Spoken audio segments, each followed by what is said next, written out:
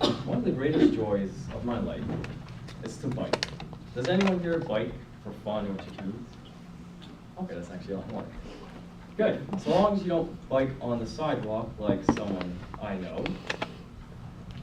Biking is something I truly love to do because it forces me to stop thinking and just be aware. Madam Toastmaster, fellow members, the most honored guests, tonight I'm going to share with you all my first, and hopefully my last, major bicycle accident. Right off the bat, I want to say that it was no one's fault but my own. I was just simply thinking too much. Here's the story. Way back in October 2014, I had a scheduled appointment with a otolaryngologist, if I said that right, which is a doctor who specializes in ears, nose, and throat. I had to see this doctor for my ear and waited 3 months to see him. Problems of universal health care. The appointment was early, at 8 a.m., but I thought to myself, I can get there in 10 minutes if I have to. It was only at the Toronto General Hospital. I do the reasonable thing, set my alarm clock, and go to bed early. Well, that was the plan. What actually happened is, I set the alarm clock and decided to play video games. I told myself, I only play for 2 hours. I went to bed at 3 a.m. that night. When I woke up, time was 7:48 a.m. Realizing this, I go into complete panic mode.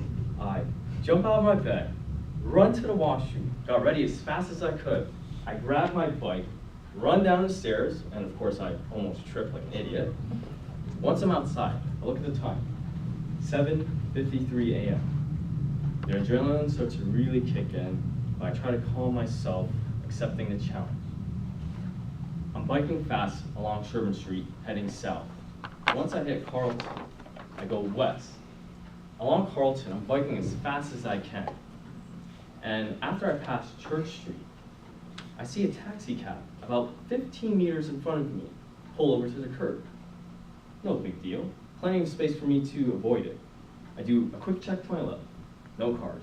I switch lanes, and as I'm passing by the taxi cab, right here, I made a major mistake. Because my mind was in such a frenzy, fixating over the thoughts that I'm going to be late,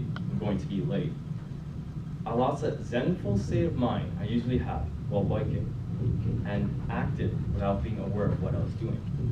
In my attempt to re-enter the bike lane, I pulled my handlebars 90 degrees to the rest of my bike, and with all the momentum I had, and the way that the front wheel was positioned to the rear wheel, I came to an abrupt stop, and all that momentum forced me forward. I flipped forward, face first, into the pavement without a helmet, and everything went black.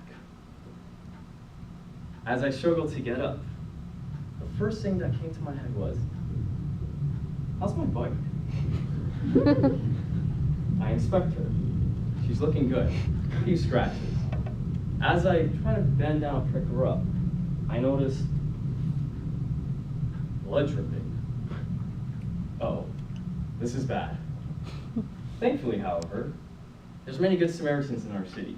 A woman who was working at the Starbucks I happened to crash in front of came out to my aid. I lock my bike to the post, and she takes me to the back room where she cleans up the wound and gives me ice. And not only was she nice enough to help me, one of her customers actually took me to the hospital in a taxi cab. Can you guess which hospital?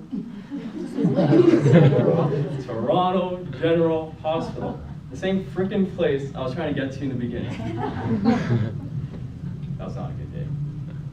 About 30 minutes later, I'm finally seen by a doctor. And he asked me, before he got started with the stitches, would you like to see the damage? I said, well, of course I do. I landed on my face. He gives me a mirror. I look into it. It's not that bad. There's only a giant hole in my left eyebrow over here. I have pictures if anyone's curious. After the stitches were done, I really just wanted to go home. My head was in intense pain, the worst headache I've ever experienced in my life. But I did waited 3 months to see this doctor, and I was determined to go see him. So I decided to go to the 7th floor. I enter the room. I see the secretary over there. She looked really stressed and busy with a bunch of paperwork. I approached her and said, "Excuse me, ma'am, I have an appointment with Dr. Rutka." And she responds without looking up at me, "What time's your appointment, sir?" I nervously say, 8 a.m., ma'am?" She sighs with frustration, still looking down. She puts down her pencil, looks at her watch, and says, "Sir, it's 10:23 a.m. Is there a reason why you're still..." Please take a seat. Dr. Rutka will see you soon. Thank you, Madam Toastmaster.